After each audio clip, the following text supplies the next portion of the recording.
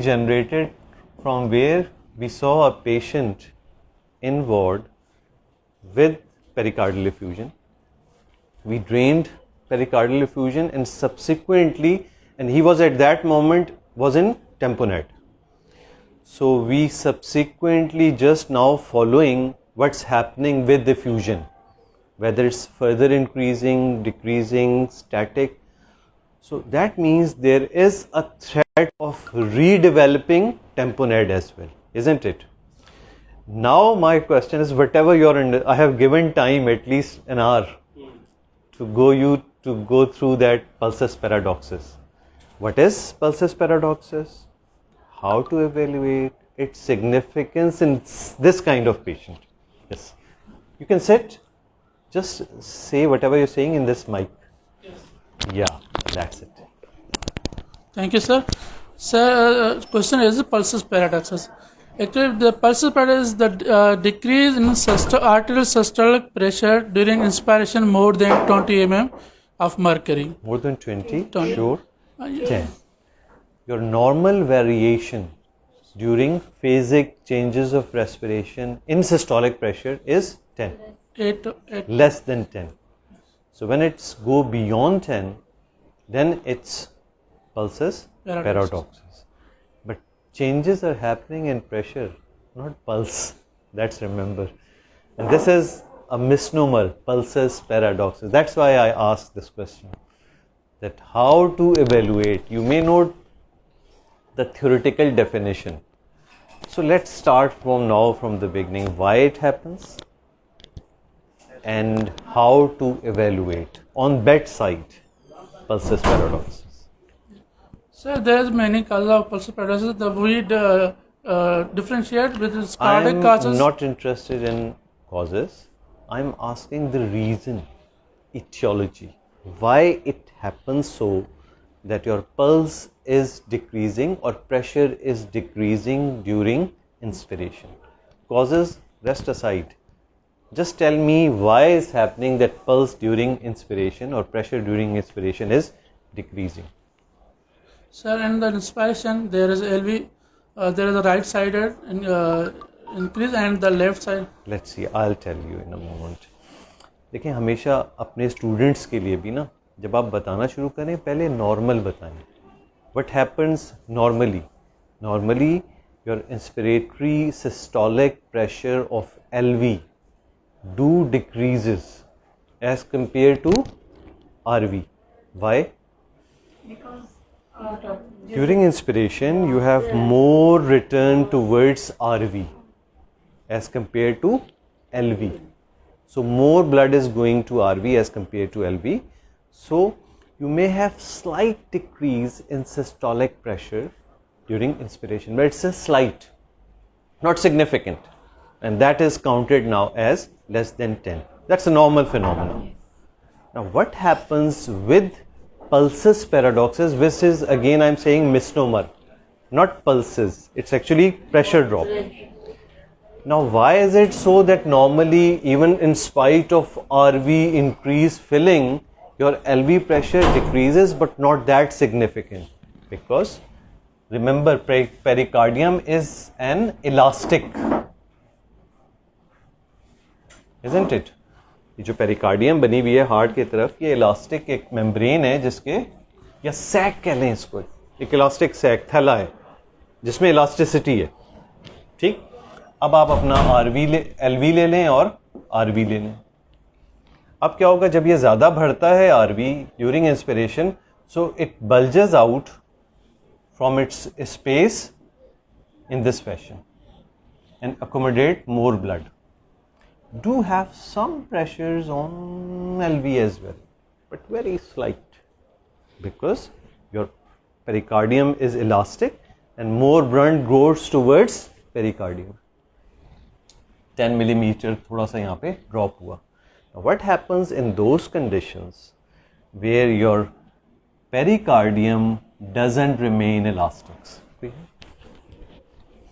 ये हमने normal physiology बताई. अब कौन सी पैथोलॉजी है जो इसको इनएलास्टिक कर देगी या इसकी इलास्टिसिटी को इफेक्ट कर देगी? दो तरीके हो सकते हैं. कुछ यहाँ पे ऐसा भर गया दरमियान में कि अब चारों तरफ ऐसे भरा हुआ है, जिसे हम क्या कहते हैं, इफ्यूजन। अब यह है कि जो विस्रल पेरिकार्डियम है इसके पास स्पेस नहीं होगी। एक ये वजह हो सकती है। Second, your pericardium is got rather than elastic, non elastic. Non elastic किस वजह से होती है? Carditis repeated inflammation leading to constriction and scarring, that is in reason for inelasticity. ये दोनों वजह क्या करेंगी कि नॉर्मल इंस्पिरेशन में जो वो फैलता था अब ये नहीं फैलेगा, तो कहीं ना कहीं तो फैलना है। कहाँ फैलेगा? Yes, this septal will occlude LV internal cavity and you have less filling during inspiration in the, that's a major reason.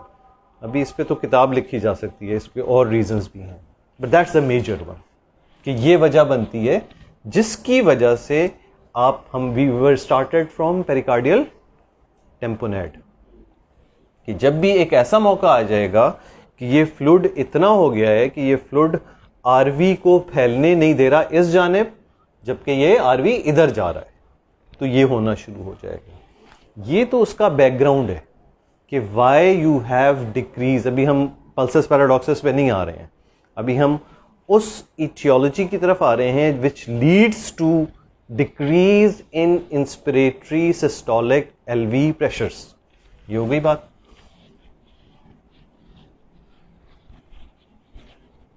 तो ऐसी कंडीशन जो आप डील कर रहे हैं, जैसे अभी हमने बात की, हम क्या डील कर रहे थे? Pericardial effusion which we drained and now we are following this patient for reaccumulation of fluid.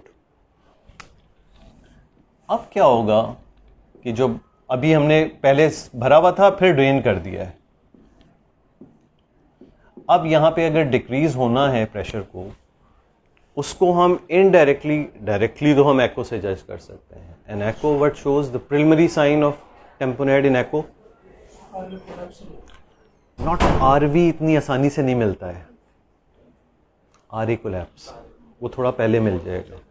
RV collapse is less sensitive, specific कि आरवी भी कोलैप्स होना शुरू किया गया तो फिर तो पक्का पक्का हो गया। थोड़ा सा इधर हो जाए या कंसिडर। और LV collapse is less sensitive but specific, तो लेकिन मिलेगा मुश्किल से। बट आपके लेवल पे अगर आप सबकोस्टल या कोई भी व्यू देख के उसको, and I have some images that I have brought, this laptop will show you that images as well, that how that happens in echo. But we are not at echo. अभी अपने आप को clinical से exhaust करो first. यही तो सारी हमारी गड़बड़ क्या है? We have really lost that very cheap art, clinical, to judge our patient clinically, exhaust ourselves on history and examination first, and then then your examination, your investigations, whichever you are doing, you're so sure in that I'm going to get this, and this makes you capable, make you so much capable of searching things in your investigation. वरना अब जिस तरह दुनिया बढ़ती जा रही है, इतने सारे टेस्ट, इतनी सारी फाइंडिंग, इतने सारे क्राइटेरियाज, अगर आपने पहले से बेस नहीं बनाया what I am going to see in this particular investigation, you will miss your patient. आप हवा में जाके इको करेंगे, यू विल मिस, जबकि आप उस बैकग्राउंड के साथ जाके एको करेंगे जो अभी हम चल रहे हैं। और बैकग्राउंड भी ये सब वैसे आपको लगेगा, हमारे यहाँ प्रॉब्लम है कि लोगों ने बहुत अपने आप को फोकस कर लिया है कि हम बस अपने काम की बात पढ़ेंगे। Basic is why basic important? It gives you a skeleton, whatever you are thinking, उसके पीछे जो ढांचा है वो, उससे क्या होता है आपकी एप्लीकेबिलिटी बहुत बढ़ जाती है। You see this patient as whatever is happening there, कि उसकी वो क्लिनिकल पल्स से आप ये सब कुछ अपने जहन में बना लेंगे कि हार्ट में हो क्या रहा है। And actually that you see in echo, but your perception will give you an idea that echo में ये हो रहा होगा, इस पेशेंट में इस हद तक हो रहा होगा, और उससे and you will see a lot of time these echo reports are usually done very casually, and if your clinical judgment is strong, you can challenge those echo reports. फिर आप एको के बाद दोबारा भेजेंगे, हाँ सॉरी ये मैंने मिस कर दिया। क्यों? आपका परसेप्शन उसकी एपरेंट विजुअलाइजेशन से ज्यादा स्ट्रांग था when you saw your patient on your clinical judgment and preliminary investigation, ECG and X-ray, that's it. ये 4 चीज़ों पे why I'm talking, we used to do our classes, हमारे साथ ऐसे क्लास होती थी कि एक पेशेंट का बस एक्सरे लगा देते थे वन ऑफ आवर प्रोफेसर, अब और कुछ नहीं है, एक्सरे से पॉसिबिलिटीज़ ढूंढनी है, हिस्ट्री भी नहीं दी हुई है, ये और दूसरे तरीके से, जैसे हाफिज़ कुरान जब बन रहा होता है ना कभी, फिर उससे जब पूछते हैं कि 20वें सवारी का पहले रुकू की पहले आयत बताओ, तो वो तो फिर आपको जोड़ना आता है चीज़ों को। सिर्फ ईसीजी, जितनी भी पॉसिबिलिटीज़ हो सकती हैं इस ईसीजी की बुनियाद पे इसको रिट्रोस्पेक्टिव में क्लिनिकल से बना के बताएं कि ये क्या क्या पॉसिबिलिटीज़ हो सकती हैं, वो चीज़ बाद में मिलेगी आपको क्लिनिकल इंफॉर्मेशन। तो that's the way to really master your clinical skills. Judgements कहाँ थे हम, खो गए। We were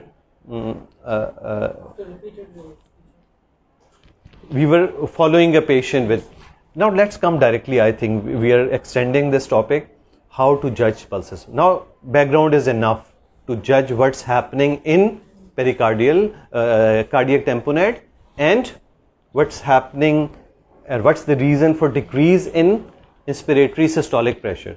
Now tell me how to judge it. क्या आपको pulsus alternans और pulsus paradoxus का फर्क पता है? Do you know the difference between pulsus alternans and pulsus paradoxus? Pulsus alternans change in variation in every beat. Yeah, it's sequential. One strong, one weak. One strong, one weak. One strong, one weak. One strong, one weak beat. This is alternance. And when you have decrease and increase or variation in pressures, which is phasic in relation to respiration, this is pulse. उसकी कोई particular वो नहीं होगी. I have called them, actually they are attaches. अब वहीं पे खड़े रहना पड़ेगा, देर हुई है आपको, ठीक? यानी pulsus alternans क्या है कि ये प्रेशर होगा, एक ये होगा, एक ये होगा, एक ये होगा, एक ये होगा, एक ये होगा, जबकि ये क्या है, फेजिक है। ये मैं क्या क्यों ग्राफ से समझा रहा हूं, अभी आपको समझ में आएगा जब हम इसको वो करेंगे ना। अच्छा, this pulsus alternans can be judged by pulse only if it's severe. Mild से जैसे 10 से 11 का प्रेशर का डिफरेंस है, you can't pick it on pulse because your sensor are not that extraordinary that you can judge because pulse is actually pulse pressure. Pulse pressure is difference of systolic, यानी pulse पे आप क्या देख रहे होते हैं, ये जो डिफरेंस है सिस्टली और डायस्टली का जो डिफरेंस होता है वो फील कर रहे होते हैं ये। अच्छा, अब फर्ज किया किसी का सिस्टोलिक भी ड्रॉप हुआ है, डायस्टोलिक भी ड्रॉप हुआ है, तो इन दोनों में फर्क तो नहीं पता चलेगा, यहां पे भी पल्स का प्रेशर वही होगा, यहां पे भी पल्स का pressure. So that's why pulsus paradoxus is misnomer. You can't judge it by pulse. You have to take your sphingomanometer to judge pulsus paradoxus. अब कैसे? कोई सोच, पढ़ा तो होगा सबने, 1 घंटा दिया था मैंने, खूब ट्राइयां मारी हूँ। आजकल तो जिंदगी आसान है, हमें तो लाइब्रेरी भागना पड़ता था, उस वक्त तक नहीं देख सकते, 1 घंटे में तो मुमकिन ही नहीं था। यहाँ तो अब एक क्लिक पे हर चीज आ जाती है जी। 1 घंटे में पढ़ के क्या किया आपने? हाउ टू जज इट। असल में सच्ची बात है, you may have experience it, may, because it's not just cardiac tamponade which gives you pulsus paradoxus. In a very obese person, you can have pulsus paradoxus. It's in asthma, in chronic obstructive lung disease, you can have pulsus paradoxus. So you may have encountered it in your routine blood pressure measurements whenever you are doing. लेकिन आपको चूंकि पता ही नहीं है, जैसे वो होता है ना एक आदमी को जिसको उसकी अहमियत का पता नहीं होता, पूरी दुनिया घुमा दो उसको, मैंने कुछ नहीं देखा। कभी आपने ऐसे ब्लड प्रेशर देखा है किसी का ब्लड प्रेशर देख रहे हो, आवाज़ पहले शुरू होगी टक टक टक, फिर जैसे जैसे थोड़ा आप नीचे आए तो फिर टक टक टक टक टक टक टक, ऐसा सुना होगा? ऐसा हो ही नहीं सकता कि ना सुना होगा। Why it happens? सोचें, इस ग्राफ को जहन में रखें और सोचें, just thought of why it happens sometime that you you're listening your cortical sound, you get a frequency, and after a few millimeter drop, this frequency doubles.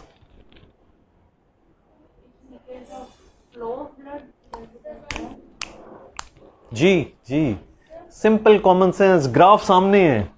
अभी वही है ना कि सारा आपकी जो है तवज्जो वो एंजियो एको और इस पे ही है.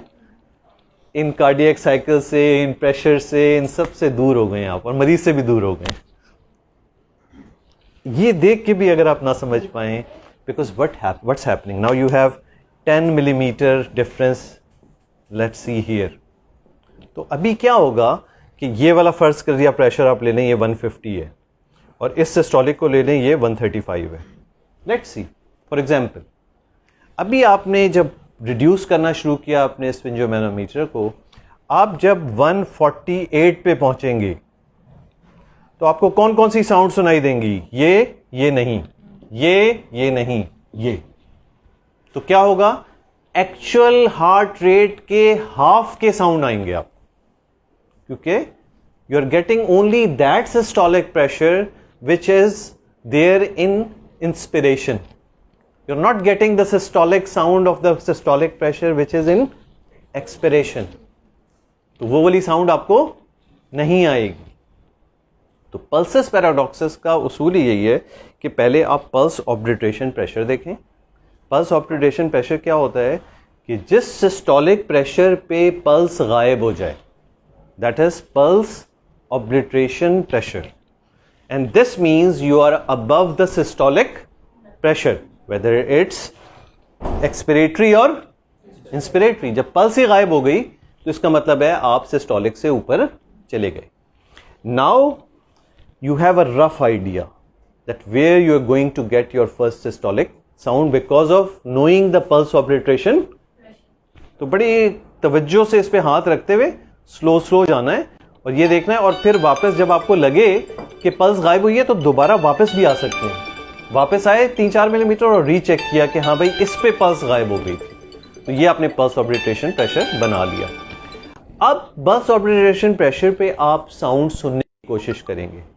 जैसे ही साउंड होगी थोड़ी देर रुक जाए, टक, यहाँ पे यही आएगी. अगर इसको पल्सेस पैराडॉक्सेस है तो टक टक टक. अगर 80 का रेट है तो 40 के रेट पे आएंगी ये साउंड्स. अब ये साउंड, जो पहली साउंड जब आई थी, वो प्रेशर नोट कर लें अपने जहन में. स्लो ड्रॉप, क्योंकि अभी आप क्या पिक करने जा रहे हैं जब एक्सपिरेटरी प्रेशर हो जाएगा. और एक्सपिरेटरी प्रेशर कब हो जाएगा? जब साउंड डबल हो जाएगी. That will be your expiratory pressure certainly. तो इससे आपको वो डिफरेंस पता चल जाएगा जो सिस्टोलिक प्रेशर का डिफरेंस है इन इंस्पिरेशन एंड. और इसमें यह गलती नहीं करनी है कि पेशेंट को कहें लंबे सांस लो. No, patient should be breathing as normal. Whatever उसका वे है ब्रीथ करने का, उसी में ब्रीथ करता रहे, उसमें वो ब्रीथ करता रहेगा और आप अपने तौर पे जज कर रहे होंगे कि क्या होने जा रहा है. इसकी प्रैक्टिस ये है कि नॉर्मल मरीजों में करके देखेंगे, थोड़ा सा डिफरेंस आपको मिल जाएगा. और स्पेशली अगर वो COPD और एजमा या इस टाइप के पेशेंट्स होंगे तो वो आपको ये आना शुरू हो जाएगा कि यार ये अभी डबल हो गई, और ये आपने खुद भी एक्सपीरियंस किया. So that's the way, and that's so important for your patient. At least 12 RD you should be looking in your patient, and once you get the hint कि 15 का फर्क आना शुरू हो गया, इमीडिएट एको. भाई देखना है कि कहाँ जा रहा है ये मरीज, इससे पहले कि वो शॉक पर्सपिरेशन बिल्कुल उसमें आ जाए और फिर आप एको के लिए भागें. That will tell you. और कल आपने देखा था उसमें 10 का डिफरेंस था, आज 15 हो गया, 20 हो गया, विदाउट क्लिनिकल एविडेंसेस. ये आपको इशारे मिलने शुरू हो गए कि भाई फ्लूइड एक्यूमुलेट हो रहा है और अब ये आपका RV इधर जाना शुरू हो गया. यानी आप उन पेरिफेरल साइन से वो एको परसीव करें कि ये होने जा रहा है इस पेशेंट में और ये होगा. That's the pulses paradoxes. I'll show you. Can you connect it to my laptop? I'll show you a view of pericardial effusion and RV collapse as well. कि कम से कम आपको प्रोब रख के इतना आना चाहिए कि फ्यूजन है एंड दैट सब कोस्टल हो जाए, इवन एपाइकल 4 चैम्बर से. बस आप हार्ट देखना शुरू हो जाएं कि हार्ट आना शुरू हो गया, यू विल गेट कि फ्यूजन है या नहीं है. और थोड़ा सा इतना एंगल दे दिया कि आपको 4 चैम्बर नजर आने शुरू हो गए, चाहे वो सब कोस्टल में या अपाइकल 4 चैम्बर में. you can pick RV collapse, RA collapse as well. वो होगा ही उसी कंसिडरेशन में. ECG, x ray are deceiving in cardiac tamponade. X ray में अगर आप बड़ा हार्ट ढूंढ रहे हैं तो गलती कर रहे हैं. क्यों? Why you can have with normal heart shadow tamponade as well. नहीं, even effusion. Sudden answer. It's the speed of accumulation of fluid. It's not the volume.